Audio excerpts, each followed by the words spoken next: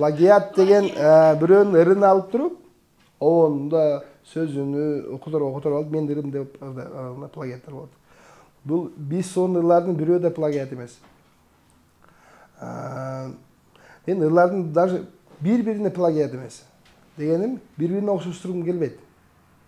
Мисалы, Адина деген башкача болсо, кечки туманды өзүм ырларымды жазып атканда байкаганда, мону өзүмө окшоп калбады, бирөөнү ошондон качам.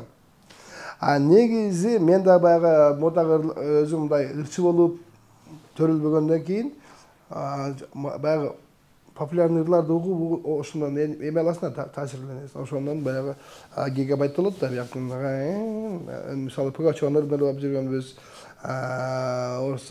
орустардан Михаил Боярский, Юрий Антонов, Ласковмайдын ырларыны, Модун Төкүнүн ырларын угуп эле жүргөнбүз, бирок баары бир эмеде калат да, кайрылыктары.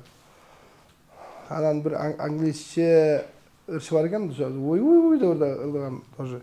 Анан Боря Ташкентский деген бар эле, ошонун уйун уккам мурдараак. Сонун угулат экен деп койгом. Анан ошентип кичине окшоштурасың бирок. Сен деле футболго чыгара турган болсоң, могу билесиңби дегендей кылып туруп, кичине жаккан жерине эметесиң, жакпаган жерине эметесиң дегендей, анан өзүңдүн эмең киргизесиң. Ошондон ырлар балким кичине окшоп калышы мүмкүн. А так негизи бул эчимге окшобойт.